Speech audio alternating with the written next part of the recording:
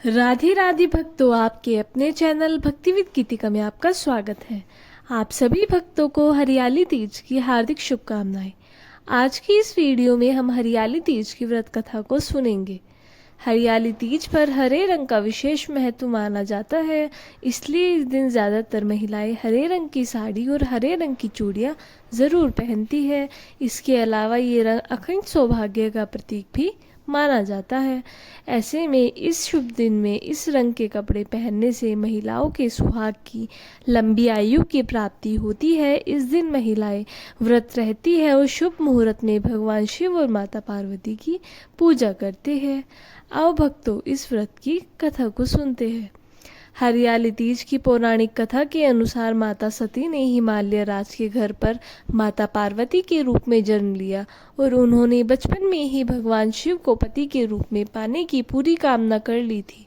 जब माता पार्वती शादी योग्य हुई तो उनके पिता उनकी शादी के लिए योग्य वर की तलाश में लग गए। एक दिन नारद मुनि पर्वतराज हिमालय के घर आए और उन्होंने पार्वती जी के विवाह के लिए भगवान विष्णु जी का नाम सुझाया। हिमालय राज ने तो तुरंत अपनी बेटी के लिए शादी के लिए रजामंदी दिखाई। जब माता पार्वती को इस बात का पता चला तो वह चिंतित हो गई, जिसके बाद माता पार्वती भगवान शिव को पाने के लिए एकांत जंगल में जाकर कठोर तपस्या करने लगी। वहां उन्होंने रेत से शिवलिंग का निर्माण किया और सच्चे मन से आराधना की। इसके बाद माता की तपस्या से प्रसन्न होकर भगवान शिव ने उन्हें उनकी इच्छा पूरी होने का आशीर्वाद दिया। जब पर्वतराज हिमालय को अपनी बेटी के मन की बात पता चली तो उन्होंने भी भगवान शिव को दामाद के रूप में स्वीकार कर लिया। कहते हैं तभी से इस दिन को हरियाली तीज के रूप में मनाया जाने लगा। आओ भक्तों, अब कथा के बाद सुनने वाले चुटकुले को सुनते हैं। एक बार भगवान गणेश बाल धूप में चुटकी भर चावल और चम्मच में दूध लेकर पृथ्वी लोक में निकले। वे सबको अपनी खीर बनाने को कहते जा रहे थे, पर सबने उनकी बात को अनदेखा कर दिया। इसी दौरान एक गरीब बुढ़िया ने उनकी खीर बनाना स्वीकार किया।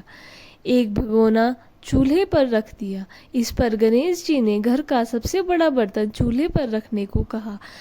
इस पे बुढ़िया ने बाल लीला समझते हुए घर का बड़ा भगोना उस पर चढ़ा दिया। कुछ देर में ही एक चमत्कार हुआ। गणेश जी के दिए दूध और चावल बढ़ गए और पूरी भगोना उससे भर गया। इसी बीच गणेश जी नहाने के बाद खीर खाने की बात कहते हुए वहां से चले गए। पीछे से बुढ़िया के पोते पोती आए तो भूख लगने पर बुढ़िया ने उन्हें वह खीर खिला दी। खीर बनते देख रही पड़ोसन को भी बुढ़िया ने कटोरा भरकर खीर दे दी। बेटे की बहू ने भी चुपके से एक कटोरा खीर खाने के साथ एक कटोरा खीर छिपा दी। इसके बाद भूख लगी तो बुढ़िया ने भी खाने के लिए खीर हाथ में ले ली और बोली, आजा रे गणेश, खीर खा ले। तभी गणेश जी वहां पहुंच गए और बोले कि मैंने तो खीर पहले ही खा ली।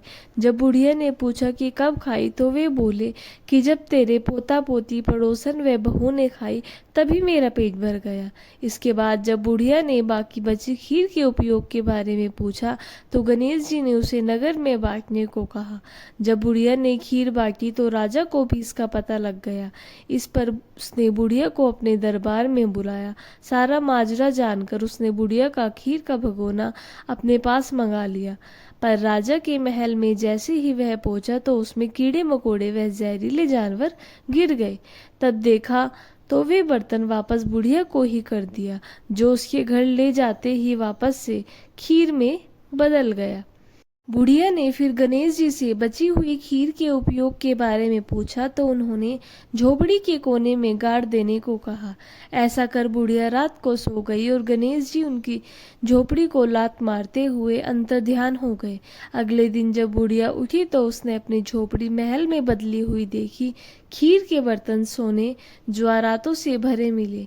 गणेश जी की कृपा जानकर बुढ़िया काफी प्रसन्न हुई। हे गणेश जी महाराज, आपने जैसा फल बुढ़िया को दिया वैसा सबको देना। कथा कहने वाले को, हुंकार भरने वाले को और आसपास के सुनने वाले सबके भंडार भरे रखना। भगवान शिव जी और पार्वती मैया की जय। वीडियो अच्छा लगे तो लाइक करें, चैनल को सब्सक्राइब करें और आप सभी को राधे राधे। जय श्री राधे कृष्णा। जय गणेश जी महाराज।